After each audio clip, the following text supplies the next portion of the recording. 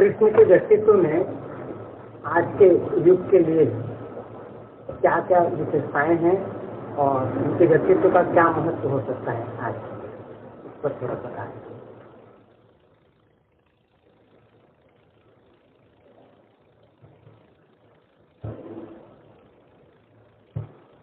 कृष्ण का व्यक्तित्व बहुत अनूठा है। अनूठेपन की पहली बात तो ये है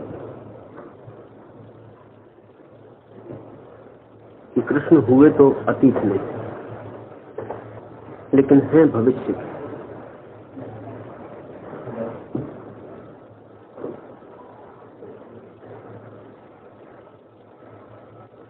मनुष्य अभी भी इस योग्य नहीं हो पाया कृष्ण का समसामयिक बन सके। अभी भी कृष्ण मनुष्य की समझ के बाहर। भविष्य में ही ये संभव हो पाएगा कि कृष्ण को हम समझ पाए। इसके कुछ कारण हैं। सबसे बड़ा कारण तो ये है कि कृष्ण अकेले ही ऐसे व्यक्ति हैं जो धर्म की परम गहराइयों और ऊंचाइयों पर होकर भी गंभीर नहीं, उदास नहीं, रोते हुए नहीं। साधारणतः संत का लक्षण ही रोता हुआ होना है, जिंदगी से उदास, हारा हुआ, भागा हुआ। कृष्ण अकेले ही नाचते हुए व्यक्ति, हंसते हुए, गीत गाते हुए। अतीत का सारा धर्म दुखवादी था। कृष्ण को छोड़ दें, अतीत का सारा धर्म उदास, आंसुओं से भरा हुआ है। हंसता हुआ धर्म, जीवन को समग्र रूप से स्वीकार करने वाला धर्म अभी पैदा होने पर। निश्चित ही पुराना धर्म मर गया है और पुराना ईश्वर, जैसे हम अब तक ईश्वर समझते थे, जो हमारी धारणा थी ईश्वर की, वो भी मर गई। तो जीसस के संबंध में कहा जाता है कि वो कभी हंसे नहीं।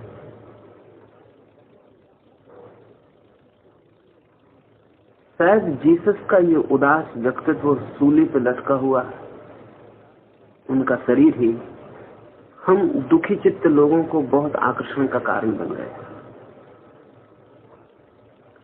महावीर या बुद्ध बहुत गहरे अर्थों में इस जीवन के विरोधी। कोई और जीवन है परलोक में, कोई मोक्ष है, उसके पक्षपाती। समस्त धर्मों ने दो हिस्से कर रखे जीवन के, एक वो जो स्वीकार योग्य है और एक वो जो इंकार के योग्य है। कृष्ण अकेले हैं जो समग्र जीवन को पूरा ही स्वीकार करते हैं। जीवन की समग्रता की स्वीकृति उनके व्यक्तित्व में फलित हुई। इसलिए इस देश ने और सभी अवतारों को आंशिक अवतार कहा है, कृष्ण को पूर्ण अवतार कहा है। राम भी अंश ही है परमात्मा के, लेकिन कृष्ण पूरे ही परमात्मा है। और ये कहने का, ये सोचने का, ऐसा समझने का कारण है, और वो कारण ये है कि कृष्ण ने सभी कुछ आत्मसात कर लिया। अलबत्त सविच्चर ने भारतीय धर्म की आलोचना में एक बड़ी कीमत की बात कही, और वो ये कि भारत का धर्म जीवन निषेधक, लाइफ नेगेटिव है। ये बात बहुत दूर तक सच है यदि कृष्ण को बुला दिया जाए, और यदि कृष्ण को भी विचार में लिया जाए तो ये बात एकदम ही गलत हो जाती। और सविज्जर यदि कृष्ण को समझते तो ऐसी बात न कह पाते। लेकिन कृष्ण की कोई व्यापक छाया भी हमारे चित्त पर नहीं पड़ी। वे अकेले दुख के एक महासागर में नाचते हुए एक छोटे से द्वीप, या ऐसा हम समझें कि उदास और निषेध और दमन और निंदा के बड़े मरुस्थल में एक बहुत छोटे से नाचते हुए मरुद्धान है। वो हमारे पूरे जीवन की धारा को नहीं प्रभावित कर पाए। हम ही इस योग्य न थे, हम उन्हें आत्मसात न कर पाए। मनुष्य का मन अब तक तोड़कर सोचता रहा, द्वंद्व करके सोचता रहा। शरीर को इनकार करना है, आत्मा को स्वीकार करना, तो आत्मा और शरीर को लड़ा देना है। परलोक को स्वीकार करना है, इहलोक को इनकार करना है, तो इहलोक और परलोक को लड़ा देना है। स्वभावतः यदि हम शरीर का इनकार करेंगे तो जीवन उदास हो जाए, क्योंकि जीवन के सारे रस स्रोत और सारा स्वास्थ्य और जीवन का सारा संगीत और सारी संवेदनाएं शरीर से आ रही। शरीर को जो धर्म इनकार कर देगा वो पीत वर्ण हो जाए, रक्त शून्य हो जाए, उस पर से लालिक हो जाए, वो पीले पत्ते की तरह सूखा हुआ धर्म होगा। उस धर्म की मान्यता भी जिनके मन में गहरी बैठेगी वे भी पीले पत्तों की तरह गिरने की तैयारी में संलग्न, मरने के लिए उत्सुक और तैयार हो जाए। कृष्ण अकेले हैं जो शरीर को उसकी समस्तता में स्वीकार कर लेते हैं, उसकी टोटलिटी है। ये एक आयाम में नहीं, सभी आयाम में सच है। शायद कृष्ण को छोड़कर और पूरे मनुष्यता के इतिहास में जरूरतर एक दूसरा आदमी है जिसके बाबत ये कहा जाता है कि वो जन्म लेते से हंसा है। सभी बच्चे रोते हैं, एक बच्चा सिर्फ मनुष्य जाति के इतिहास में जन्म लेते हंसा है। ये सूचक है इस बात का कभी हंसती हुई मनुष्यता पैदा नहीं हो पाएगी। और कृष्ण तो हंसती हुई मनुष्यता को ही स्वीकार हो सकते, इसलिए कृष्ण का बहुत भविष्य है। फिर फ्रायड पूर्व धर्म की जो दुनिया थी वो फ्रायड पश्चात नहीं हो सकती। एक बड़ी क्रांति घटित हो गई और एक बड़ी दरार पड़ गई है मनुष्य की चेतना में। हम जहां थे फ्रायड के पहले, अब हम वहीं कभी भी नहीं हो सकेंगे। एक नया शिखर छू लिया गया और एक नई समझ पैदा हो गई, वो समझ लेनी चाहिए। पुराने धर्म सिखाता था आदमी को दमन और सप्रेशन। काम है, क्रोध है, लोभ है, मोह है, सभी को दबाना है और नष्ट कर देना, और तभी आत्मा उपलब्ध होगी और तभी परमात्मा उपलब्ध होगा। ये लड़ाई बहुत लंबी चली। इस लड़ाई के हजारों साल के इतिहास में भी मुश्किल से 10-5 लोग हैं जिनको हम कह पाएं कि उन्होंने परमात्मा को पा लिया। एक अर्थ में ये लड़ाई सफल नहीं हुई, क्योंकि अरबों खरबों लोग बिना परमात्मा को पाए मरे। जरूर कहीं कोई बुनियादी भूल। ये ऐसा ही है जैसे कि कोई मालिक 50,000 पौधे लगाए और एक पौधे में फूल आ जाए, और फिर भी हम उस माली के शास्त्र को मानते चले जाएं और हम कहेंगे देखो एक पौधे में फूल आया, और हम इस बात की हाल ही भूल जाएं कि 50 करोड़ पौधों में अगर एक पौधे में फूल आते हैं तो ये माली की वजह से ना आए होंगे, ये माली से किसी तरह बच गया होगा पौधा इसलिए आ गए। क्योंकि माली का प्रमाण तो बाकी 50 करोड़ पौधे जिनमें फूल नहीं आते, पत्ते नहीं लगते, सूखे ठूंठ रह जाते।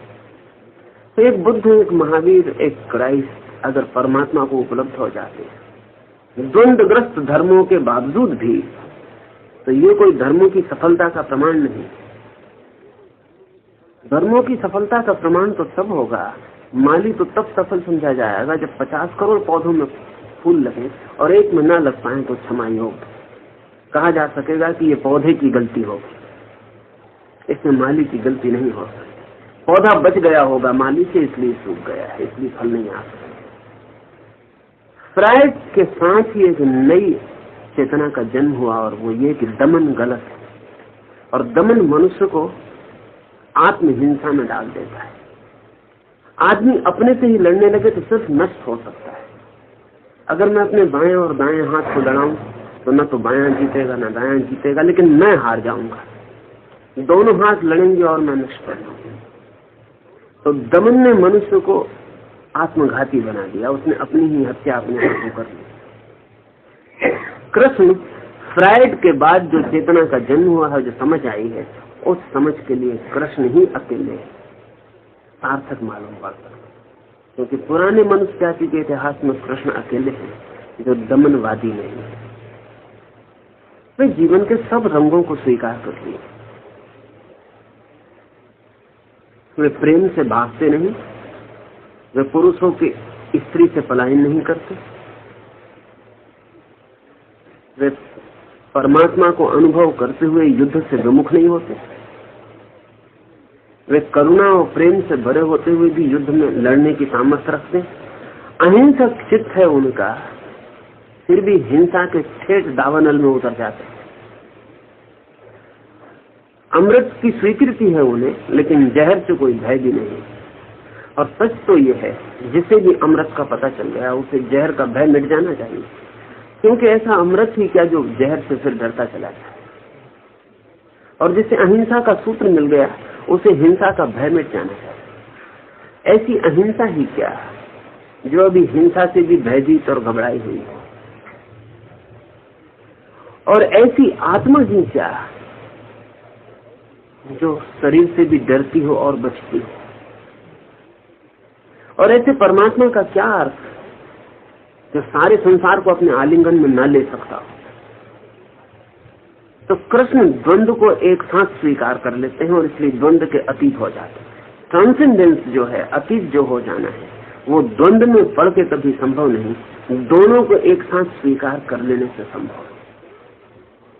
तो भविष्य के लिए कृष्ण की बड़ी सार्थकता है, और भविष्य में कृष्ण का मूल्य निरंतर बढ़ता ही जाने को है, जबकि सबके मूल्य फीके पड़ जाएंगे और द्वंद्व भरे धर्म जबकि पीछे अंधेरे में डूब जाएंगे और इतिहास की राख उन्हें दबा देगी, तब भी कृष्ण का अंगार चमकता हुआ रहेगा और भी निखरेगा, क्योंकि पहली दफे मनुष्य से योग होगा कि कृष्ण को समझ पाए। कृष्ण को समझना बड़ा कठिन है। आसान है ये बात समझना कि एक आदमी संसार को छोड़कर चला जाए और शांत हो जाए। कठिन है इस बात को समझना कि संसार के संघर्ष में बीच में खड़ा होकर और शांत हो। आसान है ये बात समझने कि एक आदमी विरक्त हो जाए, आसक्ति के संबंध तोड़ के भाग जाए और उसमें एक पवित्रता का जन्म हो। कठिन है ये बात समझनी कि जीवन के सारे उपद्रव के बीच, जीवन के सारे उपद्रव में अडिग, जीवन के सारे धूल धमास कोहरे और आंधियों में खड़ा हुआ दिया हिलता ना हो, उसकी लौ कपती ना हो। कठिन है ये समझ, इसलिए कृष्ण को समझना बहुत कठिन था। निकटतम जो कृष्ण के थे वे भी नहीं समझ सकते, लेकिन पहली दफा एक महान प्रयोग हुआ है। पहली दफा आदमी ने अपनी शक्ति का पूरा परीक्षण कृष्ण में किया है। ऐसा परीक्षण की संबंधों में रहते हुए असंग रहा जा सके और युद्ध के क्षण पर भी करुणा न मिले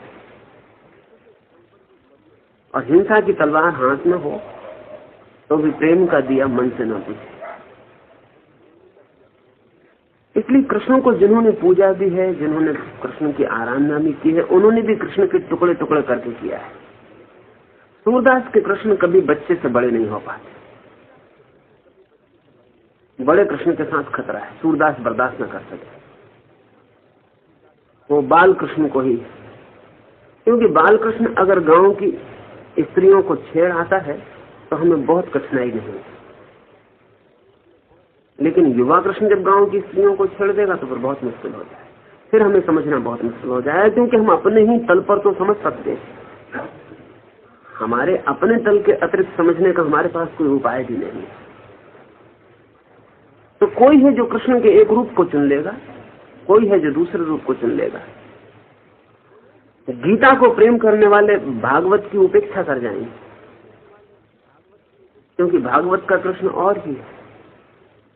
भागवत को प्रेम करने वाले गीता की चर्चा में न पड़ेंगे, क्योंकि कहाँ राग रंग और कहाँ रास और कहाँ युद्ध का मैदान, उनके बीच कोई तालमेल नहीं।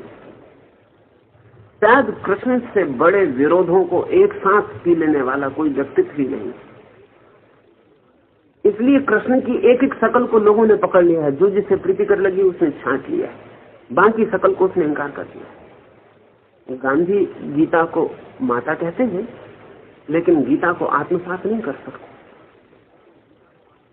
क्योंकि गांधी की अहिंसा युद्ध की संभावनाओं को कहां रखेगी। तो गांधी उपाय खोजते हैं कि वो कहते हैं ये जो युद्ध है ये सिर्फ रूपक है, ये कभी हुआ नहीं। ये मनुष्य के भीतर अच्छाई और बुराई की लड़ाई है। ये जो कुरुक्षेत्र है ये कहीं कोई बाहर युद्ध का मैदान नहीं है, और ऐसा नहीं है कि कृष्ण ने कहीं अर्जुन को किसी बाहर के युद्ध में लड़ाया हो। ये तो भीतर के युद्ध की रूपक कथा है, ये एक पैरेबल है, ये एक कहानी, ये एक प्रतीक। गांधी को कठिनाई है, क्योंकि गांधी का जैसा मन है उसमें तो अर्जुन ही ठीक मालूम पड़ेगा। अर्जुन के मन में बड़ी अहिंसा का उदय हुआ है, वो युद्ध छोड़ के भाग जाने को तैयार है। वो कहता है अपनों को मारने से फायदा क्या, और वो कहता है इतनी हिंसा करके धन पाके भी, यश पाके भी, राज्य पाकर भी मैं क्या करूंगा। इससे तो बेहतर है कि मैं सब छोड़ के भिखमंगा हो जाऊं। इससे तो बेहतर है कि मैं भाग जाऊं और सारे दुख वरण कर लूं, लेकिन हिंसा में न पड़ूं। इससे मेरा मन बड़ा कपता है। इतनी हिंसा अशुभ। कृष्ण की बात गांधी की पकड़ में कैसे आ सकती, क्योंकि कृष्ण उसे समझाते हैं कि तू लड़, और लड़ने के लिए वे जो तर्क देते हैं वो ऐसा अनूठा है कि इसके पहले कभी भी नहीं दिया गया। उसको परम अहिंसक ही दे सकता है उस तर्क को। कृष्ण का तर्क ये है कि जब तक तू ऐसा मानता है कि कोई मर सकता है तब तक तू आत्मवादी नहीं, तब तक तुझे पता ही नहीं है कि जो भीतर है ना वो कभी मरा है ना कभी मर सकता है। अगर तू सोचता है कि मैं मार सकूंगा तो तू बड़ी भ्रांति में, बड़े अज्ञान में, क्योंकि मारने की धारणा ही भौतिकवादी की धारणा है। जो जानता है उसके लिए कोई मरता नहीं। तो अभिनय है, कृष्ण उससे कह रहे हैं, मरना और मारना लीला है, एक नाटक है। इस संदर्भ में समझ लेना उचित होगा कि राम के जीवन को हम चरित्र कहते हैं। राम बड़े गंभीर है, उनका जीवन लीला नहीं चरित्र ही है। कृष्ण गंभीर नहीं है, कृष्ण का चरित्र नहीं है, वो कृष्ण की लीला है। राम मर्यादाओं में बंधे हुए व्यक्ति, मर्यादाओं के बाहर वे एक कदम न बढ़ेंगे, मर्यादा पर वे सब कुर्बान कर देंगे। कृष्ण के जीवन में मर्यादा जैसी कोई चीज नहीं है। अमर्याद, पूर्ण स्वतंत्र, जिसकी कोई सीमा नहीं, जो कहीं भी जा सकता है। ऐसी कोई जगह नहीं आती जहां वो रुके, ऐसी कोई सीमा नहीं आती जहां वो भयभीत हो कदम को ठहराए। ये अमर्यादा भी कृष्ण के आत्म अनुभव का अंतिम फल है। तो हिंसा भी बेमानी हो गई है वहां, क्योंकि हिंसा हो नहीं सकती, और जहां हिंसा ही बेमानी हो गई हो वहां अहिंसा भी बेमानी हो जाती है। क्योंकि जब तक हिंसा सार्थक है और हिंसा हो सकती है तभी तक अहिंसा भी सार्थक है। असल में हिंसक अपने को मानना भौतिकवाद है, अहिंसक अपने को मानना भी उसी भौतिकवाद का दूसरा छोर है। एक मानता है मैं मार डालूंगा, एक मानता है मैं मारूंगा नहीं, मैं मारने को राजी ही नहीं हूं। लेकिन दोनों मानते हैं कि मारा जा सकता है। ऐसा अध्यात्म जो युद्ध को भी खेल मान लेता है और जो जीवन की सारी दिशाओं को, राग की, प्रेम की, भोग की, काम की, योग की, ध्यान की समस्त दिशाओं को एक साथ स्वीकार कर लेता। इस समग्रता के दर्शन को समझने की संभावना रोज बढ़ती जा रही है, क्योंकि अब हमें कुछ बातें पता चली हैं जो हमें कभी भी पता नहीं, लेकिन कृष्ण को निश्चित ही पता रही। जैसे हमें आज जाके पता चला है कि शरीर और आत्मा जैसी दो चीजें नहीं। आत्मा का जो छोर दिखाई पड़ता है वो शरीर है, और शरीर का जो छोर दिखाई नहीं पड़ता है वो आत्मा। परमात्मा और संसार जैसी दो चीजें नहीं है। परमात्मा और प्रकृति जैसा द्वंद्व नहीं है कहीं।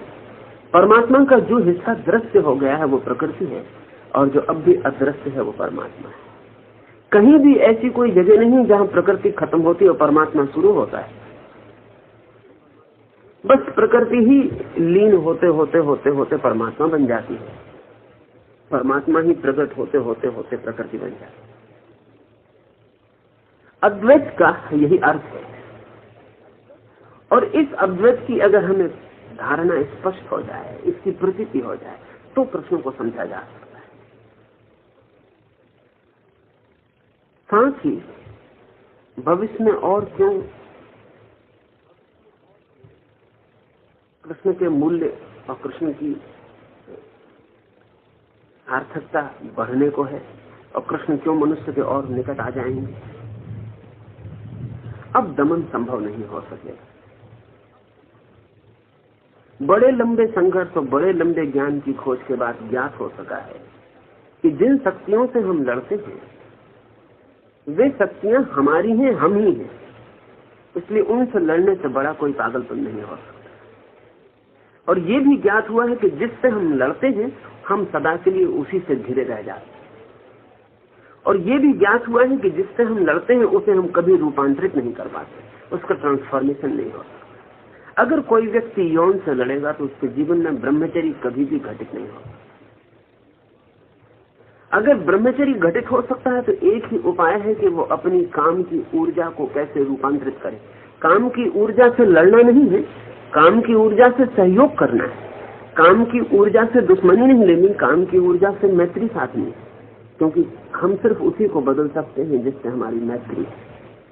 जिसके हम शत्रु हो गए उसको बदलने का सवाल है। जिसके हम शत्रु हो गए उसको समझने का भी उपाय नहीं। समझ भी हम उसे ही सकते हैं जिससे हमारी मैत्री है। तो जो हमें निकृष्टतम दिखाई पड़ रहा है वो भी श्रेष्ठतम का ही छोर है। पर्वत का जो बहुत ऊपर का शिखर है वो, और पर्वत के पास की जो बहुत गहरी खाई है, ये दो घटनाएं नहीं है, ये एक ही घटना के दो हिस्से। ये जो खाई बनी है ये पर्वत के ऊपर उठने से बनी। ये जो पर्वत ऊपर उठ सका है ये खाई के बनने से ऊपर उठ सका है। ये दो चीजें नहीं है। ये पर्वत और खाई हमारी भाषा में दो है, अस्तित्व में एक ही चीज के दो छोर। नीचे का एक बहुत कीमती वचन है। अनिश्चय ने कहा है कि जिस वृक्ष को आकाश की ऊंचाई छूनी हो उसे अपनी जड़ें पाताल की गहराई तक पहुंचानी पड़ती है। और अगर कोई वृक्ष अपनी जड़ों को पाताल तक पहुंचाने से डरता हो तो उसे आकाश तक पहुंचने की आकांक्षा भी छोड़ देनी पड़ती है। असल में जितनी ऊंचाई उतने ही गहरे भी जाना पड़ता है। जितना ऊंचा जाना हो उतना ही नीचे भी जाना पड़ता है। नीचाई और ऊंचाई दो चीजें नहीं है, एक ही चीज के दो आयाम, और वो सदा समानुपाती एक ही अनुपात में बढ़ते हैं। मनुष्य के मन ने सदा चाहा कि वो चुनाव कर ले। उसने चाहा कि स्वर्ग को बचा ले और नरक को छोड़ दे। उसने चाहा कि शांति को बचा ले, तनाव को छोड़ दे। उसने चाहा शुभ को बचा ले, अशुभ को छोड़ दे। उसने चाहा प्रकाश ही प्रकाश रहे, अंधकार में रह जाए। मनुष्य के मन ने अस्तित्व को दो हिस्सों में तोड़ के एक हिस्से का चुनाव किया और दूसरे का इंकार किया। इससे द्वंद्व पैदा हुआ, इससे द्वैत पैदा हुआ। कृष्ण दोनों को एक साथ स्वीकार करने के प्रतीक, और जो दोनों को एक साथ स्वीकार करता है वही पूर्ण हो सकता है, नहीं तो अपूर्ण ही रह जाएगा। जितने को चुनेगा उतना हिस्सा रह जाएगा, और जिसको इंकार करेगा सदा उससे बंधा रहेगा, उससे बाहर नहीं जा सकता है। जो व्यक्ति काम का दमन करेगा उसका चित्त कामुक से कामुक होता चला जाता है। इसलिए जो संस्कृति, जो धर्म काम का दमन सिखाता है वो संस्कृति कामुकता पैदा करता है। काश कृष्ण को माना जा सका होता तो शायद दुनिया से कामुकता विदा हो गई होती, लेकिन कृष्ण को नहीं माना जा सका। बल्कि हमने नारायण कितने कितने रूपों में कृष्ण के उन हिस्सों का इंकार किया जो काम की स्वीकृति थी।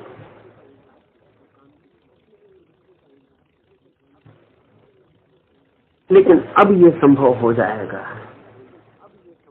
क्योंकि अब हमें दिखाई पड़ना शुरू हुआ है कि काम की ऊर्जा, वो जो सेक्स एनर्जी है, वही ऊर्ध्वगमन करके ब्रह्मचर्य की उच्चतम शिखरों को छू पाती है। जीवन में किसी से भागना नहीं है और जीवन में किसी को छोड़ना नहीं है, जीवन को पूरा ही स्वीकार करके जीना है। उसको जो समग्रता से जीता है वो जीवन की पूर्णता को उपलब्ध हो जाता है। इसलिए मैं कहता हूं कि भविष्य के संदर्भ में कृष्ण का बहुत मूल्य है और हमारा वर्तमान रोज उस भविष्य के करीब पहुंच रहा है जहां कृष्ण की प्रतिमा निखरती जाएगी और एक हंसता हुआ धर्म, एक नाचता हुआ धर्म जब भी निर्मित होगा तो उस धर्म की बुनियादों में कृष्ण का पत्थर जरूर रहने को है।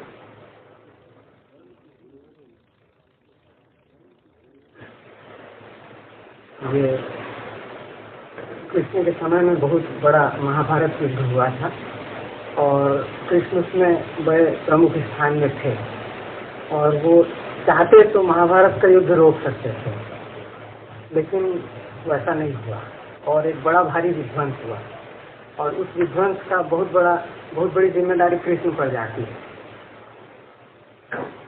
तो वो क्या ठीक बात थी या कृष्ण पर ये लांछन लग सकता है?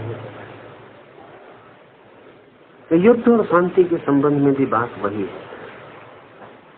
फिर हम चाहते हैं कि शांति ही बचे, संघर्ष ना बचे, फिर हम चुनाव शुरू करते हैं और जगत जो है वो द्वंद्वों का सम्मेलन है और जगत जो है वो विरोधी स्वरों का संवेद संगीत है। जगत एक सुरा नहीं हो सकता। मैंने सुना है कि एक आदमी कोई वाद्य यंत्र बजाता था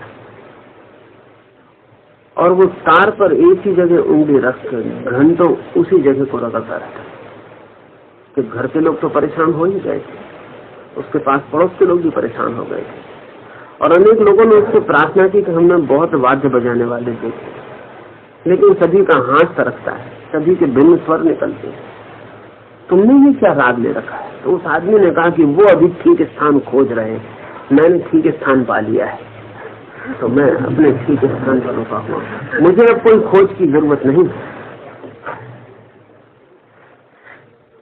तो हमारा मन कर सकता है कि हम एक ही स्वर चुन लें जीवन का,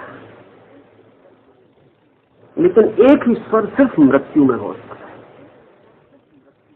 है। जीवन विरोधी स्वरों पर ही खड़ा होगा। तुमने अगर कभी किसी मकान के दरवाजे पर आग देखा बना होगा,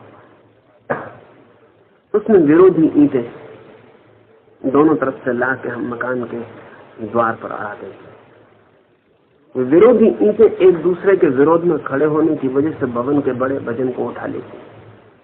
कोई सोच सकता है कि ईंटें एक ही दिशा की लगा दी, फिर भवन गिरेगा, फिर भवन बनेगा। जीवन की सारी व्यवस्था विरोधी स्वरों के तनाव पर है। युद्ध भी उस तनाव का हिस्सा है और युद्ध में नुकसान ही पहुंचाए ऐसा जो सोचते हैं वो गलत सोचते हैं, वो अधूरा देखते हैं। अगर हम मनुष्यता के विकास को समझने चले तो हमें पता चलेगा मनुष्यता के विकास का अधिकतम हिस्सा युद्धों के माध्यम से हुआ है। आज मनुष्य के पास जो कुछ है वो सब उसने प्राथमिक रूप से युद्धों में खोजा। अगर अब आज हमें दिखाई पड़ते हैं कि सारी पृथ्वी पर रास्ते फैल गए हैं, तो पहले तो रास्ते युद्धों के लिए बने थे, फौजों को भेजने के लिए बने थे। वो दो आदमियों की मिलाने के लिए नहीं बने थे, बारात ले जाने के लिए नहीं बने थे, वो युद्धों के लिए बने थे। पहली बार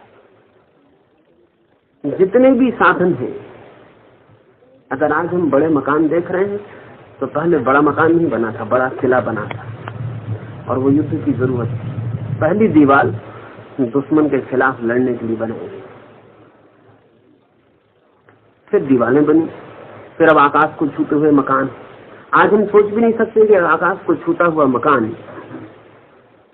युद्ध की जरूरत है।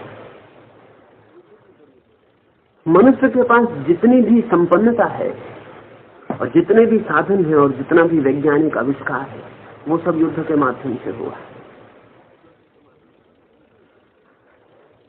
असल में युद्ध ऐसे तनाव की स्थिति पैदा कर देता है, ऐसे चुनौती की, कि हमारे भीतर जो सोई शक्तियां हैं उन सबको जाग के सक्रिय होना पड़ता है। शांति के क्षण में हम आलस्य में हो सकते हैं, तमस में हो सकते हैं।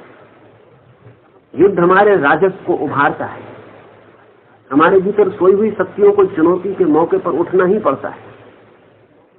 युद्ध के क्षण में हम साधारण नहीं रह जाते, हम असाधारण हो जाते और मनुष्य का मस्तिष्क अपनी पूरी शक्ति से काम करने लगता है और युद्ध में एक छलांग लग जाती है मनुष्य की प्रतिभा की, जो कि शांति के कालों में, वर्षों में, सैकड़ों वर्षों में नहीं लग पाती। अनेक लोगों का ऐसा ख्याल है कि अगर कृष्ण ने महाभारत का युद्ध रोका होता तो भारत बहुत संपन्न होता, भारत के बड़े विकास के शिखर छू लिए होते। बात इससे बिल्कुल उल्टी है। अगर कृष्ण जैसे 10-5 लोग और भारत के इतिहास में हमें मिले होते और हमने एक महाभारत नहीं 10-5 महाभारत लड़े होते तो हम विकास के शिखरों पर होते। महाभारत को हुए अंदाजन 5000 से ज्यादा वर्ष हुए होंगे। 5000 वर्षों में फिर हमने कोई बड़ा युद्ध नहीं किया। बाकी हमारी लड़ाइयां बहुत दिवालिया और बैंकरप्ट है। बाकी हमारी लड़ाइयों की बड़ी कोई कीमत नहीं, वो छोटे मोटे झगड़े, उनको युद्ध कहना भी ठीक नहीं। 5000 वर्षों से हमने कोई बड़ा युद्ध नहीं लड़ा। अगर युद्ध की वजह से हानि होती है और विध्वंस होता है तो हमें तो पृथ्वी पर सबसे ज्यादा संपन्न और विकासमान होना चाहिए। लेकिन हालतें उल्टी हैं। जिन मुल्कों ने युद्ध लड़े हैं वे बहुत विकासमान और बहुत संपन्न है। पहले महायुद्ध के बाद लोग सोच सकते थे कि जर्मनी अब सदा के लिए टूट जाए,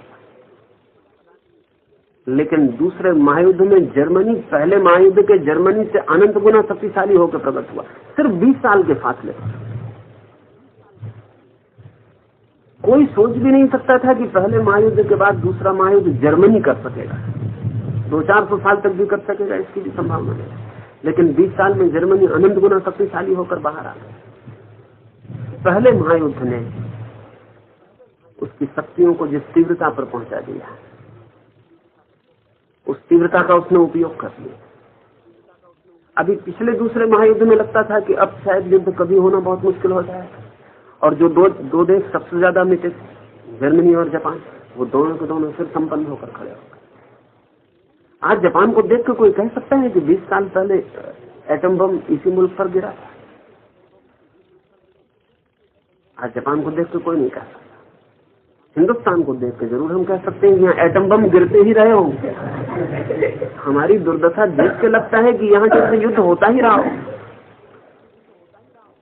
महाभारत के कारण हिंदुस्तान का हित नहीं हुआ। महाभारत के छाया में हिंदुस्तान में जो शिक्षक पैदा हुए वे सब युद्ध विरोधी थे और उन्होंने महाभारत का शोषण किया और कहा कि ऐसा युद्ध और ऐसी हिंसा नहीं, अब युद्ध करना नहीं, अब हिंसा करनी, अब लड़ना ही नहीं। महाभारत के पीछे कृष्ण की क्षमता के व्यक्तियों की श्रृंखला नहीं हम पैदा कर पाए।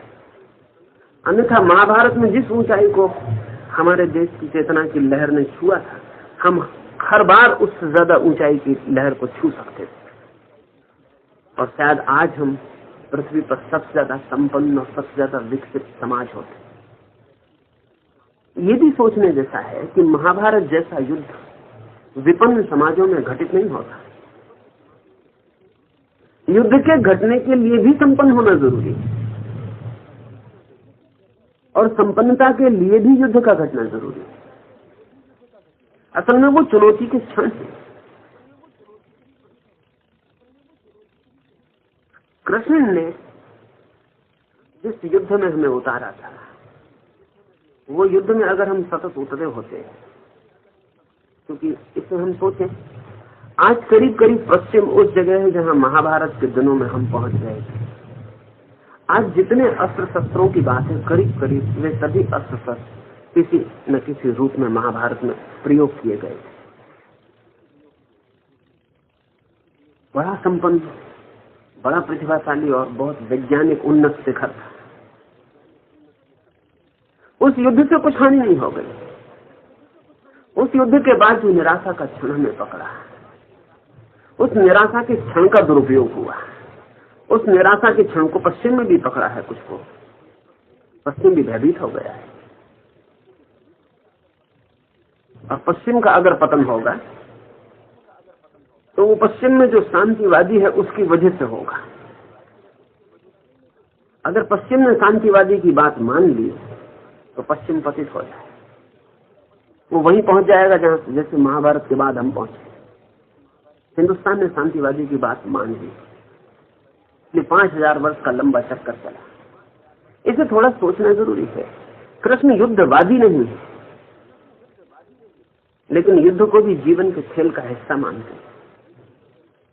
युद्ध खोर नहीं, किसी को मिटाने की कोई आकांक्षा नहीं, किसी को दुख देने का कोई ख्याल नहीं।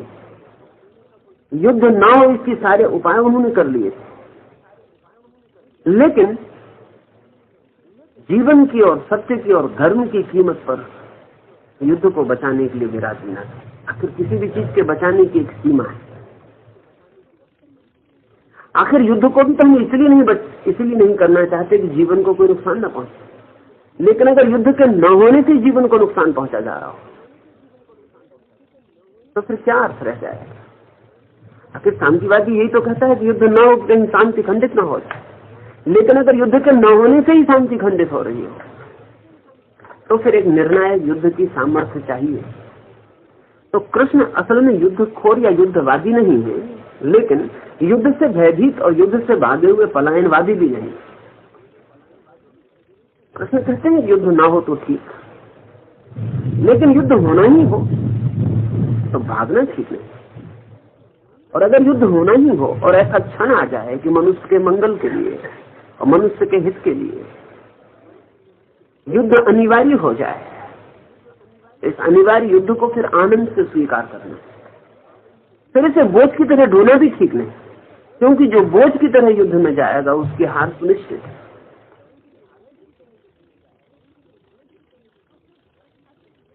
जो सिर्फ रक्षा के लिए युद्ध में जाएगा उसकी हार भी सुनिश्चित है, क्योंकि रक्षा के भाव से भरा हुआ डिफेंसिव जो चित्त है वो लड़ने में सामर्थ्य और शौर्य नहीं दिखा पाता। वो सिर्फ बचाव के उपाय करता रहता और सिकुड़ता जाता है। तो कृष्ण लड़ने को भी आनंद बनाने को करते हैं, दूसरे को दुख पहुंचाने का सवाल नहीं। लेकिन जिंदगी में चुनाव सदा अनुपात के हैं, शुभ फलित होगा या अशुभ। जरूरी नहीं कि युद्ध से अशुभ ही फलित हो, कभी न युद्ध करने से अशुभ फलित हो सकता है। अब ये देश हमारा 1000 साल तक गुलाम रहा, ये हमारे युद्ध करने की क्षमता की क्षीणता का परिणाम था। 5000 वर्ष से गरीब और दीनहीन, ये हमारे शौर्य और हमारे व्यक्तित्व में जो अभय चाहिए उसकी कमी का परिणाम, जो फैलाव चाहिए, विस्तारता जो भाव चाहिए उसकी कमी का परिणाम। तो कृष्ण के कारण नुकसान नहीं हुआ, कृष्ण की श्रृंखला नहीं पैदा हो सकी, हम और कृष्ण पैदा नहीं कर सके, इसलिए नुकसान हुआ। और कृष्ण के युद्ध के बाद स्वाभाविक था कि निराशावादी स्वर प्रमुख हो, सदा होता है, और निराशावादी शिक्षक लोगों को समझाएं कि व्यर्थ है ये सब, और देखो कितनी हानि हो गई। और वो स्वर हमारे मन में बैठ गया। और 5000 साल से हम डरी हुई कौम है, और जो कौम मरने से डर जाए, युद्ध से डर जाए, वो कौम बहुत गहरे में जीने से भी डर जाए। हम जीने से भी डर गए, हम कप रहे हैं, ना हम जी रहे हैं ना हम मर रहे हैं, हम दोनों के बीच में एक त्रिशंकु की भांति। अब मेरी समझ ये है कि बर्ट्रैंड रसल या गांधी या विनोबा, इनकी बात अगर दुनिया मान लेगी तो नुकसान होगा। युद्ध से भय की कोई जरूरत नहीं है, लेकिन अब पृथ्वी युद्ध के लिए बहुत छोटी पड़ गई है, ये बात जरूर सच है।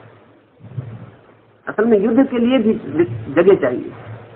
हमारे पास साधन इतने बड़े हो गए हैं कि अब पृथ्वी पर युद्ध नहीं हो सकता, ये बात जरूर सच है। लेकिन ये इसलिए सच नहीं कि शांतिवादी की बात भय के कारण मानने योग्य है, ये इसलिए सत्य है कि अब हमारे पास साधन बड़े हैं, पृथ्वी छोटी है। अब पृथ्वी पर युद्ध बिल्कुल बेमानी है, अब युद्ध की शक्ल बदलेगी, अब युद्ध का विस्तार और बढ़ेगा। चांद तारों पर, मंगल पर, ग्रहों उपग्रहों पर कहीं युद्ध शुरू होगा। वैज्ञानिकों का अंदाज है कि अंदाजन 50 करोड़ ग्रह होने चाहिए सारे जगत में जिन पर जीवन होगा। कम से कम। तो आज जो भयभीत हो गया है कि हाइड्रोजन बम मत बनाओ और एटम बम मत बनाओ, अगर इसके भयभीत आदमी की बात को मान लिया गया तो इस जगत के विस्तार पर जो अभियान हो सकता है, जो यात्रा हो सकती है, वो नहीं हो सकती। और पृथ्वी जरूर उस जगह पहुंच गई जहां युद्ध बेमानी है, लेकिन ये इसलिए नहीं हुआ है, ये भी समझने जैसी बात है। युद्ध आज अर्थहीन हो गया इसलिए नहीं कि शांतिवादी की बात समझ में आ गई, युद्ध इसलिए अर्थहीन हो गया कि युद्ध के विज्ञान का पूरा विकास हो गया, टोटल वार का विकास हो गया। युद्ध इतना समग्र हो गया है अब कि पृथ्वी पर लड़ना बिल्कुल बेमानी है, क्योंकि युद्ध का तभी तक कोई अर्थ है जब कोई जीतता हो और कोई हारता हो। अब जो युद्ध है उसमें कोई जीतेगा नहीं, कोई हारेगा नहीं, उसमें दोनों एक साथ मर जाएंगे। अब युद्ध का पृथ्वी पे कोई मतलब नहीं, और मैं मानता हूं कि इसी वजह से पृथ्वी अब एक हो जाएगी। अब एक ग्लोबल विलेज से ज्यादा उसकी हालत नहीं है, एक छोटा सा गांव जमीन हो गई, शायद गांव से भी छोटी। दो गांवों के बीच यात्रा में जितना समय लगता था, आज पूरी पृथ्वी का चक्कर लगाने में उतना समय नहीं लगता। तो पृथ्वी इतनी छोटी हो गई है कि अब युद्ध पृथ्वी पर बेमानी, और पृथ्वी पर अगर युद्ध होता है तो वो नासमझ बात होगी। इसका यह मतलब नहीं कि युद्ध न हो, इसका यह मतलब भी नहीं कि युद्ध नहीं होंगे, युद्ध तो होते रहेंगे, लेकिन अब नई भूमियों पर होंगे, नए यात्राएं होंगी और नए अभियान होंगे। युद्ध बंद नहीं हुआ है, इतने समझाने वालों के बाद भी वो बंद नहीं हो सकता, वो जीवन का हिस्सा है। अब ये बड़े मजे की बात है कि युद्ध से क्या क्या पैदा हुआ। अगर हम बहुत गौर से देखें तो हमारे सारे सहयोग की, कोऑपरेशन की सारी व्यवस्था युद्ध के लिए पैदा हुई। कोऑपरेशन फॉर कॉन्फ्लिक्ट, सारा सहयोग संघर्ष के लिए। अगर जमीन पर युद्ध न हो तो कोई कोऑपरेशन, कोई सहयोग भी नहीं हो।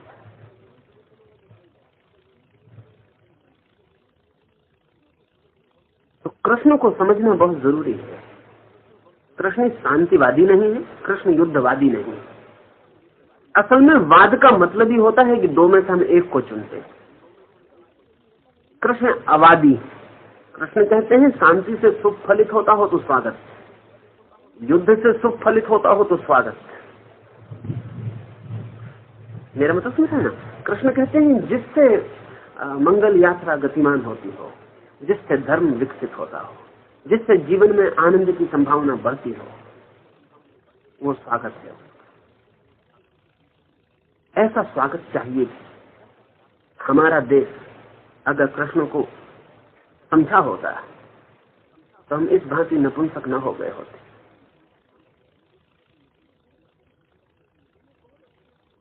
हमने बहुत अच्छी अच्छी बातों के पीछे बहुत बहुत न मालूम कैसी कुरूपताएं छिपा रखी। हमारी अहिंसा के बाद के पीछे हमारी कायरता छिप के बैठती। हमारे युद्ध विरोध के पीछे हमारे मरने का डर छिप के बैठ गया। लेकिन हमारे युद्ध न करने से युद्ध बंद नहीं होता। हमारे युद्ध न करने से कोई और हम पे युद्ध जारी रखता है। हम लड़ने ना जाएं, इससे लड़ाई बंद नहीं होती, सिर्फ हम गुलाम बनते हैं और फिर भी हम लड़ाइयों में घसीटे जाते रहे। अभी बड़े मजे की बात, हम नहीं लड़े, कोई हम पर हावी हो गया, हमें गुलाम बना लिया और फिर हम उसकी फौजों में लड़ते ही रहे। लड़ाई तो कुछ बंद नहीं हुई। कभी हम मुगल की फौज में लड़े, कभी हम तुर्क की फौज में लड़े, कभी हम हून की फौज में लड़े। हम खुद भी ना लड़े, गुलाम भी रहे और अपनी गुलामी को बचाने के लिए लड़ते रहे। फिर हम अंग्रेज की फौज में लड़े। लड़ाई तो बंद नहीं हुई। हाँ, इतना ही हो गया कि हम अपनी स्वतंत्रता के लिए लड़ते, अपने जीवन के लिए लड़ते, फिर हम अपनी प्रतंत्रता के लिए लड़ते कि हमारी प्रतंत्रता कैसी बनी रहे, इसके लिए हमारा आदमी मरता रहा। ये दुखद फल हुआ। ये महाभारत के कारण नहीं, ये फिर से हम महाभारत की हिम्मत न जुटा पाए उसके कारण। इसलिए मैं कहता हूं कि कृष्ण को समझना थोड़ा मुश्किल तो है। बहुत आसान है समझ लेना एक शांतिवादी की बात, क्योंकि वो एक पहलू सुन लेता है। बहुत आसान है युद्धवादी की बात, एक हिटलर, एक मुसोलिनी, एक चंगेज, एक तैमूर, नेपोलियन, सिकंदर। युद्ध खोरों की बात समझ लेनी भी बहुत आसान है। वो कहते हैं कि युद्ध ही जीवन है। शांतिवादी है, रसल है, गांधी है, उनकी बात भी समझ लेनी बहुत आसान है। वो कहते हैं कि नहीं, शांति ही जीवन। कृष्ण की बात समझनी बहुत मुश्किल है, क्योंकि वो कहते हैं कि जीवन दोनों द्वारों से गुजरता है। वो शांति से भी गुजरता है, वो युद्ध से भी गुजरता है। और अगर तुम्हें शांति बनाए रखनी तो तुम्हें युद्ध की सामर्थ्य रखनी होगी, और अगर तुम्हें युद्ध जारी रखना है तो तुम्हें शांति में तैयारी भी करनी होगी। ये दो पैर हैं जीवन के, इनमें से एक को भी काटा तो लंगड़े और पंगु हो जाते। चंगेज और तैमूर और मुसोलिनी भी लंगड़े हैं, और गांधी और रसल भी लंगड़े। इनके एक एक पैर, इनसे गति नहीं हो सकती। और इसलिए अगर एक एक पैर वाले आदमी रहे तो फिर पीरियोडिकल फैशन रहता है, एक पैर मुसोलिनी का और एक पैर गांधी का। दुनिया ऐसी चलती है। तो दो पैर तो चाहिए ही, एक पैर मुसोलिनी का चलता है, एक गांधी का चलता है। एक फैशन मुसोलिनी की होती, फिर एक फैशन गांधी की होती। जब मुसोलिनी अपना युद्ध कर लेता है और हिटलर और स्टालिन अपने युद्ध को गुजार जाते हैं, तब रसल और गांधी और विनोबा की बात हमको एकदम अपील करने लगती। 10-20 साल इनकी बात अपील करती, तब तक इनका लंगड़ा पैर ज्यादा देर नहीं चला, तब दूसरे पैर की जरूरत पड़ जाती। फिर कोई माओ खड़ा होगा, फिर कोई खड़ा होगा, फिर युद्ध बीच में आ जाए। कृष्ण के पास दोनों पैर। कृष्ण लंगड़े आदमी नहीं, और मैं मानता हूं कि दोनों पैर प्रत्येक के पास होने चाहिए। जो आदमी लड़ ना सके उसमें कुछ कमी हो जाती, और जो आदमी लड़ ना सके वो आदमी ठीक अर्थों में शांत भी नहीं हो सकता, वो लंगड़ा हो जाता है। जो आदमी शांत ना हो सके वो विक्षिप्त हो जाता है, और जो आदमी शांत ना हो सके वो लड़ेगा कैसे? लड़ने के लिए भी एक शांति है। कृष्ण इस अर्थ में भी भविष्य के लिए उपयोगी है, क्योंकि भविष्य में एक निर्णायक बात तय होनी कि सारी दुनिया को शांतिवादी बनाना है, तो एक तरह का मुर्दापन छा जाए, जो कि संभव नहीं है। कोई मानेगा नहीं। शांतिवादी अपना जुलूस निकालता रहेगा और शांति के झंडे लगाता रहेगा, कोई मानने वाला नहीं है, कोई जीवन रुकता नहीं है। युद्धखोर अपने युद्ध की तैयारी करता रहेगा। फैशन बदलते रहते हैं, 10-20 साल उसका प्रभाव रहता है, 10-20 साल इनका प्रभाव रहता है, और ये दोनों एक दूसरे के सांझे में काम चलाते हैं। कृष्ण की बात समग्र जीवन की है, और अगर हमारी समझ में आ जाए तो न तो शांति को छोड़ने की जरूरत है, न युद्ध को छोड़ने की जरूरत है। युद्ध के तल रोज बदलते जाएंगे निश्चित ही, क्योंकि कृष्ण कोई चंगेज नहीं है। किसी की हत्या करने के लिए, किसी को दुख देने की उनकी कोई आतुरता नहीं है, लेकिन युद्ध के तल बदलते जाएंगे। अब हम देखेंगे युद्ध कितने प्रकार से तल बदलता है। अगर आदमी आदमी से न लड़े तो सब आदमी मिलकर प्रकृति से लड़ना शुरू कर दे। अभी जरा सोचने जैसी बात है कि जिन कौमों में युद्ध चलते रहे उन कौमों में विज्ञान भी विकसित हुआ, क्योंकि लड़ने की क्षमता है उन्हें। वो आदमी से भी लड़ते हैं तो फिर वक्त मिलता है तो प्रकृति से भी लड़ लेते हैं। लेकिन हमारी कौम ने महाभारत के बाद प्रकृति से भी कोई लड़ाई नहीं लड़ी, बाढ़ से भी नहीं लड़े, आंधी से भी नहीं लड़े, पहाड़ से भी नहीं लड़े, प्रकृति के किसी तत्व से भी नहीं लड़े। इसलिए विज्ञान विकसित नहीं हो सका, क्योंकि वो तो प्रकृति से लड़ेंगे तो विकसित होगा। आदमी लड़ता रहे तो आज जमीन की प्रकृति से लड़ेगा और जमीन के राज खोज लेगा, कल वो चांदारों की प्रकृति से लड़ेगा, उसका अभियान रुकेगा। इसलिए ध्यान रहे कि जो समाज युद्ध में डूबे और उभरे वही समाज चांद पर भी अपने आदमी को उतार पाए। हम नहीं उतार पाए, शांतिवादी नहीं उतार पाया। और चांद आज नहीं कल युद्ध के अर्थ में बड़ा कीमती, जिसके हाथ में चांद होगा उसके हाथ में पृथ्वी होगी, क्योंकि आने वाले युद्ध की मिसाइल जिसके हाथ में चांद पर लग जाएंगी पृथ्वी उसके हाथ में होगी। इसलिए अब झगड़ा पृथ्वी से हट गया है। अब ये तो सब जिसको कंची प्ले फाइट्स है, वियतनाम है या कंबोडिया है या कुछ और है, हिंदुस्तान पाकिस्तान, ये सब कोई लड़ाई झगड़े नहीं। ये सिर्फ ना समझो के चित्त को उलझा रखने की तरकीब है कि वो यहाँ उलझे रहेंगे। असली लड़ाई अब दूसरे तल पर शुरू हो गई। चांद पर जाने की दौड़ का बहुत गहरा अर्थ दूसरा ही है। वो अर्थ यह है कि जिसके हाथ में कल चांद होगा उसको पृथ्वी पर कोई चुनौती देने का उपाय नहीं रहता है। उसके एटम और उसके हाइड्रोजन बम की तोपें चांद से पृथ्वी की तरफ लगे होंगे। एक एक मुल्क के ऊपर उड़ के बम गिराने की जरूरत न रह जाएगी। मुल्क अपने आप बम की तोप के सामने आते रहते हैं 24 घंटे, वो घूमती रहती है पृथ्वी और पूरे वक्त सामने आते रहते हैं अपने आप। कोई अलग अलग किसी मुल्क पर जाके एटम को गिराने की जरूरत नहीं।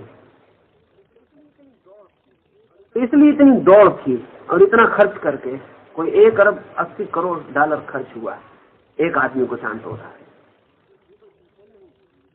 ये कोई खेल नहीं था, इसमें कुछ कारण थे पीछे, और कौन पहले उतार देता है वो जरूरी था। ये दौड़ वैसी है जैसे एक दिन दौड़ आज से कोई 300 साल पहले यूरोप से एशिया की तरफ लग गई और सारे जहाज एशिया की तरफ भागे जा रहे थे, पुर्तगीज भी और स्पेनिश भी और अंग्रेज भी और सब फ्रेंच भी और जर्मन भी, सब भागे जा रहे थे। 300 साल पहले जैसे एशिया की जमीन पर कब्जा करना जरूरी हो गया था विस्तारवादी के लिए, विकास के लिए, अब वो बेमानी हो गया, अब कोई मतलब नहीं। एशिया के लोग समझ रहे हैं कि हमारी स्वतंत्रता की लड़ाई ने हमको आजाद किया है। जरा इसमें आधी ही सच्चाई, आधी सच्चाई तो दूसरी है, और वो ये है कि अब एशिया की जमीन पर कब्जा करने का कोई मतलब नहीं रह गया। अब वो बात खत्म हो गई, वो दौर खत्म हो गया। अब तो कहीं लड़ाई और दूसरी जमीन पर कब्जा करने की, अब वहां दृष्टि और जगह चली गई, अब वहां दौड़, कल जानदारों को और दूर तक दौड़ हो जाएगी। शक्ति का एक अभियान है जीवन। उस अभियान में जो मुर्दानगी को पकड़ लेते हैं वो धीरे धीरे नष्ट हो जाते। हम ऐसे ही नष्ट हो गई कौन, और इसलिए भी कृष्ण का संदेश बड़ा अर्थपूर्ण है हमारे लिए ही नहीं। मैं मानता हूं कि पश्चिम भी उस जगह खड़ा हो गया जहां उसे निर्णायक लड़ाई शायद पृथ्वी पर एक बार और लड़नी पड़े। निश्चित ही पृथ्वी पर नहीं होगी, अगर पृथ्वी के प्रतियोगों में भी लड़ाई होगी तो चांद या मंगल पे होगी। पृथ्वी पर कोई अर्थ नहीं लड़ाई लड़ने का, क्योंकि दोनों मर जाएंगे। अगर उन दोनों को भी लड़ना है तो उन दोनों को भी किसी दूसरे ग्रह उपग्रह पर ही लड़के तय करना पड़ेगा कि कौन जीतता है।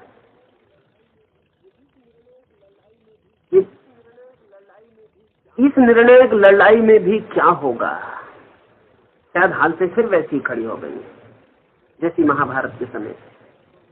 महाभारत के समय भी 2 वर्ग थे। एक वर्ग था जो निपट भौतिकवादी था, जिसकी पूरी दृष्टि शरीर के अतिरिक्त किसी को स्वीकार नहीं करती,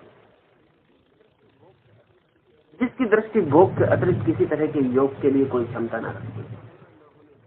आत्मा का होना न होने की बात, जिंदगी थी भोग लूट खसोट। जिंदगी शरीर से और शरीर की इंद्रियों के बाहर कोई अर्थ न रखती थी। एक वर्ग, उसी वर्ग के खिलाफ वो संघर्ष हुआ था। कृष्ण को संघर्ष को करवाना पड़ा था, जरूरी हो गया था कि शुभ की शक्तियां कमजोर और नपुंसक सिद्ध न हो, वो अशुभ की शक्तियों के सामने खड़ी हो। आज फिर करीब करीब हालत वैसी हो गई है और हो जाएगी 20 साल के भीतर। एक तरफ भौतिकवाद मटेरियलिज्म अपनी पूरी ताकत के साथ खड़ा हो जाए, और दूसरी तरफ फिर कमजोर ताकतें होंगी शुभ की। शुभ में एक बुनियादी कमजोरी है, वो लड़ने से हटना चाहता है। अर्जुन भला आदमी है। अर्जुन शब्द का मतलब होता है सीधा साधा, तिरछा ईर्षा जरा भी नहीं, अरिजु, बहुत सीधा साधा आदमी, सरल से देखता है कि फिजूल की झंझट कौन करे, हट जाओ। अर्जुन सदा ही हटता रहा है।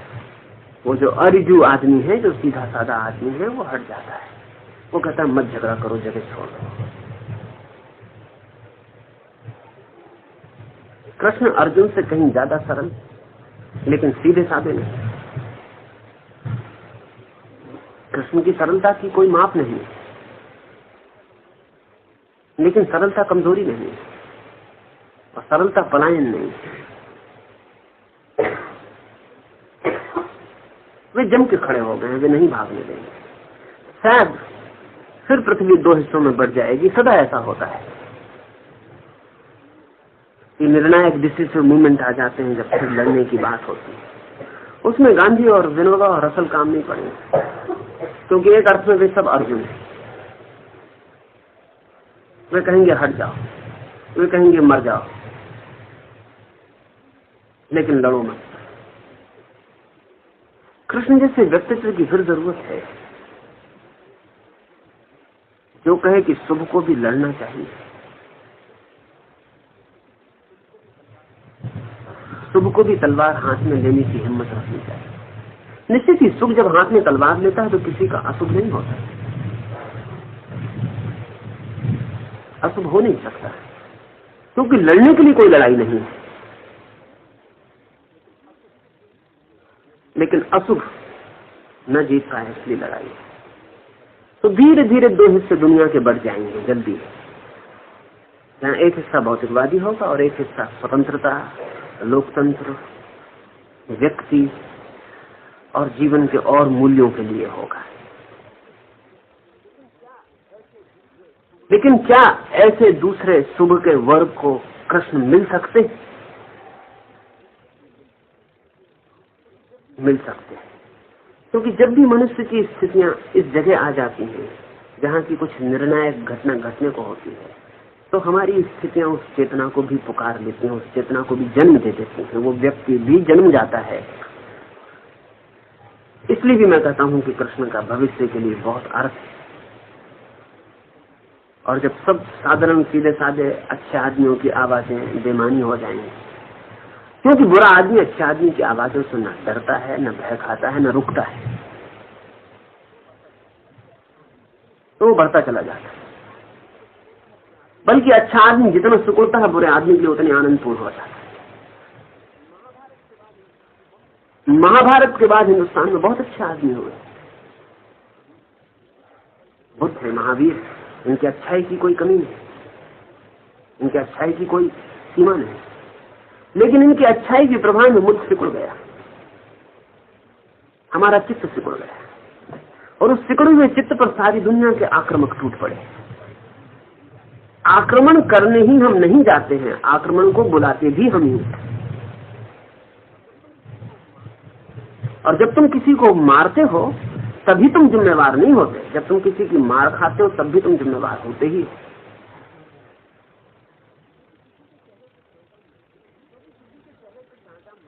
क्योंकि किसी के चेहरे पे चांटा मारना भी एक कृत्य है जिसमें 50% तुम जिम्मेवार हो, 50% वो आदमी जिम्मेवार है जिसने चांटे को निमंत्रित किया, सहा, पैसिविटी दिखाई, स्वीकार किया, बुलाया कि मारो।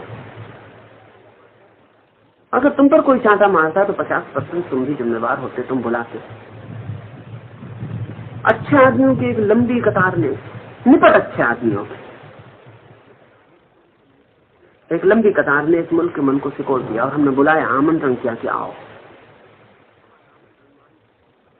हमारा आमंत्रण मान के बहुत लोग आए, उन्होंने हमें वर्षों तक गुलाम रखा, दबाया, परेशान किया, अपनी मौत से वो चले भी गए। लेकिन हम अभी भी, हमारी मनोदशा संकोच की है, हम फिर किसी को बुला सकते। अगर कल माओ प्रवेश कर जाए इस मुल्क में तो उसके लिए जिम्मेदार अकेला माओ नहीं होगा। लेनिन ने बहुत वर्षों पहले एक भविष्यवाणी की थी कि मॉस्को से कम्युनिज्म पेकिंग और कलकत्ता होता हुआ लंदन पहुंचेगा। कि भविष्यवाणी बड़ी सही मालूम पड़ती। पेकिंग तो पहुंच गया, कलकत्ते में उसकी पगध्वनि सुनाई पड़ने लगी, लंदन ज्यादा दूर नहीं।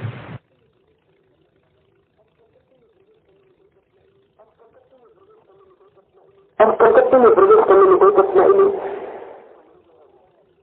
क्योंकि भारत का मन जो है वो टुकड़ा हुआ है, वो जो आ जाएगा उसकी स्वीकार करके दब जाएगा। इस देश को तो बहुत प्रश्न पर पुनर्विचार करना ही है। आपने अशुभ के बीच में निर्णायक होने की बात की। अभी जैसे तृतीय विश्व युद्ध की स्थिति है और इसमें जिसको 2 गुटों में बच गया, तो इसलिए तो किस चीज को शुभ माना जाए और किस चीज को अशुभ माना जाए, और किस देश में सम्मिलित होना चाहेंगे। और दोनों दृष्टियां जो है उसमें से आध्यात्मिक कुछ नहीं। असल में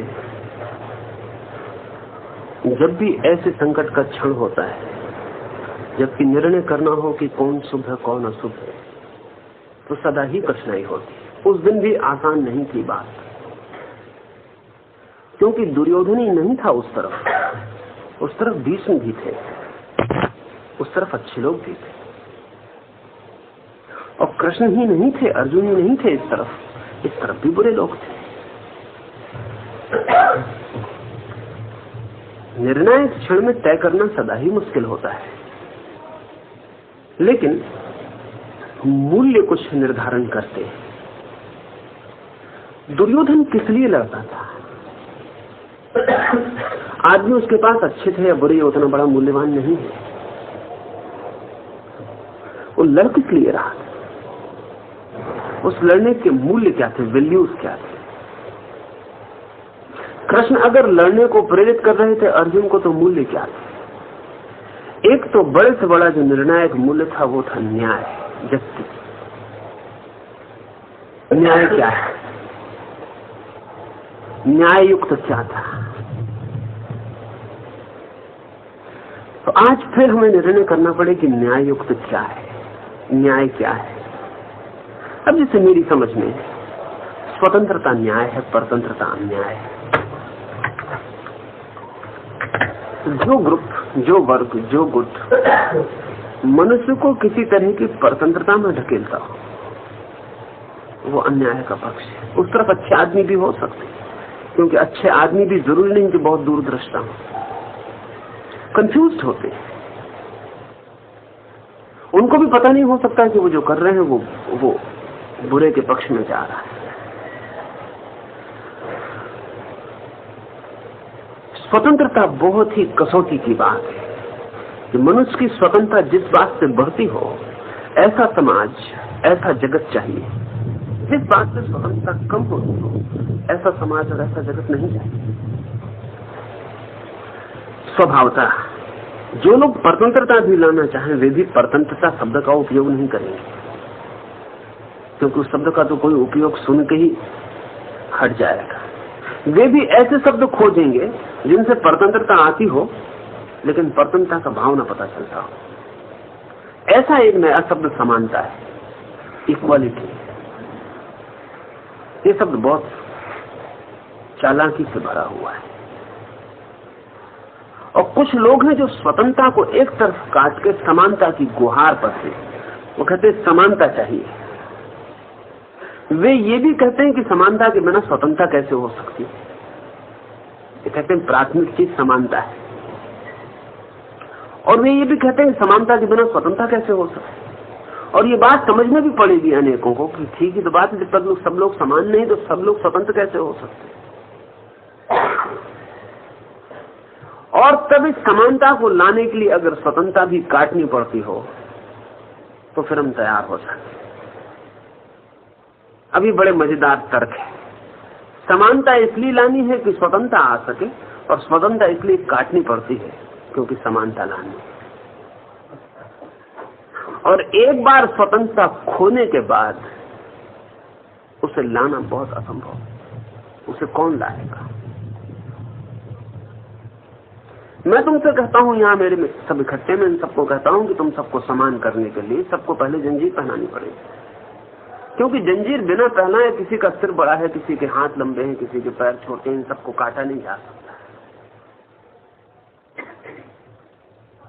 तो सबको समान करने के लिए पहले जंजीरें डाल दी जाती हैं, फिर सबके हाथ पर काट के हम सबको समान कर देंगे। लेकिन जो सबको समान करेगा वो तो असमान रह ही जाएगा, वो तो आपके बाहर रह जाएगा। उसके हाथ तो खुले होंगे, जंजीरें नहीं होंगी, और उसके हाथ में तलवार होगी। और एक बार जब सबके हाथों में जंजीर होंगी और कुछ लोगों के हाथ में तलवारें होंगी और हाथ पर कर चुके होंगे, तब तुम करोगे क्या? ऐसा ख्याल था मार्क्स का कि एक बार समानता लाने के लिए स्वतंत्रता खोनी पड़ेगी, व्यक्तिगत स्वतंत्रता नष्ट करनी पड़ेगी, एक अधिनायक शाही, एक डिक्टेटरशिप चाहिए होगी। फिर जब पूरा हो जाएगा काम समानता का, तब स्वतंत्रता दे दी जाएगी। लेकिन जिनके हाथ में इतनी ताकत होगी सबको समान करने की, ये स्वतंत्रता देंगे? लक्षण नहीं दिखाई पड़ते। बल्कि जितनी ताकत उनकी बढ़ जाती है और जितना आदमी पंगु हो जाता है, उतनी ही स्वतंत्रता का बात ही खत्म हो जाती है, क्योंकि तुम पूछ भी नहीं सकते, आवाज भी नहीं उठा सकते, बगावत भी नहीं कर सकते। समानता की आड़ में स्वतंत्रता कटेगी, और स्वतंत्रता एक बार कट जाए तो लौटाना बहुत मुश्किल मामला है। क्योंकि जब स्वतंत्रता कट जाती है तो काटने वाला स्वतंत्रता की भविष्य की संभावनाओं को भी काट देता है। और दूसरी बात यह है कि स्वतंत्रता तो एक बिल्कुल ही सहज तत्व है जो प्रत्येक को मिलना चाहिए, और समानता बिल्कुल असहज बात है जो मिल नहीं सकती। ये अमनोवैज्ञानिक है कि हम आदमी को समान करें। वो आदमी समान हो नहीं सकता, आदमी समान है नहीं। आदमी मूलतः असमान है।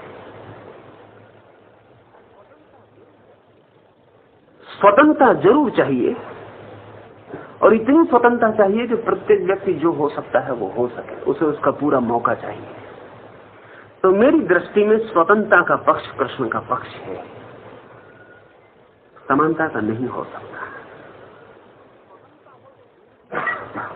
स्वतंत्रता हो तो धीरे धीरे असमानता कम हो सकती है। ध्यान रहे, मैं कह रहा हूं असमानता कम हो सकती है, ये नहीं कह रहा हूं कि समानता आ सकती है। स्वतंत्रता रहे तो असमानता धीरे धीरे कम हो सकती है,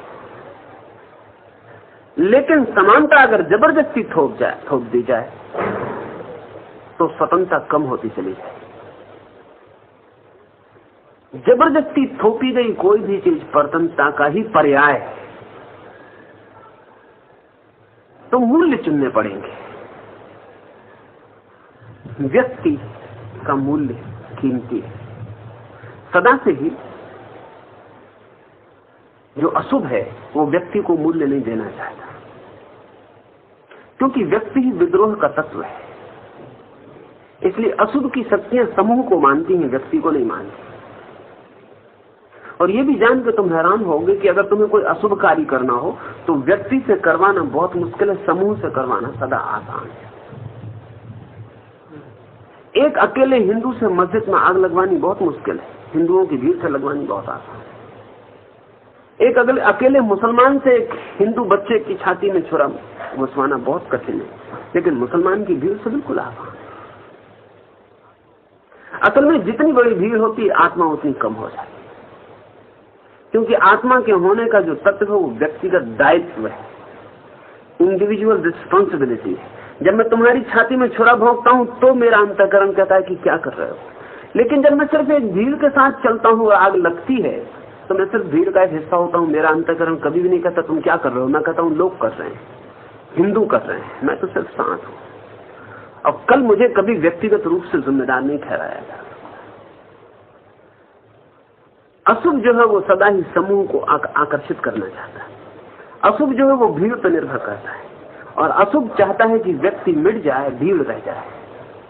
शुभ व्यक्ति को स्वीकार करता है और चाहता है भीड़ धीरे धीरे खत्म हो जाए, व्यक्ति रह जाए। व्यक्ति रहेंगे तो संबंध रहेंगे, लेकिन वो भीड़ नहीं होगी, वो समाज होगा। अब इसे भी थोड़ा समझ लेने जैसा है, जहां व्यक्ति हो वहीं समाज हो सकता है, और जहां व्यक्ति की सत्ता कम हो जाए वहां सिर्फ भीड़ होती, समाज नहीं होता। समाज और भीड़ में इतना ही फर्क है। व्यक्तियों के अंतर संबंध का नाम समाज, लेकिन व्यक्ति होने चाहिए। मैं स्वतंत्र रूप से तुमसे स्वतंत्र व्यक्ति के साथ जब संबंधित होता हूं तो समाज बनता है। एक जेल खाने में समाज नहीं होता, सिर्फ भीड़ होती। कैदी भी संबंधित होते हैं, एक दूसरे को देख के हंसते भी हैं, एक दूसरे को सिगरेट बीड़ी भी भेज देते हैं, लेकिन भीड़ होती है, समाज नहीं होता। वे सब वहां इकट्ठे किए गए, अपनी स्वतंत्रता का उनका चुनाव नहीं। इसलिए स्वतंत्रता, व्यक्ति, व्यक्तित्व, आत्मा, धर्म और अदृश्य और अज्ञात की संभावना जिस पक्ष की तरफ प्रबल होगी, प्रबल कह रहा हूं क्योंकि निर्णायक नहीं होता बहुत कि इस पक्ष की तरफ है और इसकी तरफ बिल्कुल नहीं। राम और रावण लड़ते हो तब भी पक्का नहीं होता, बहुत साफ नहीं होता, क्योंकि रावण में भी थोड़ा राम तो होता ही और राम में भी थोड़ा रावण तो होता ही, कौरव में भी थोड़ा पांडव तो होता ही है, पांडव में भी थोड़ा कौरव होता ही है।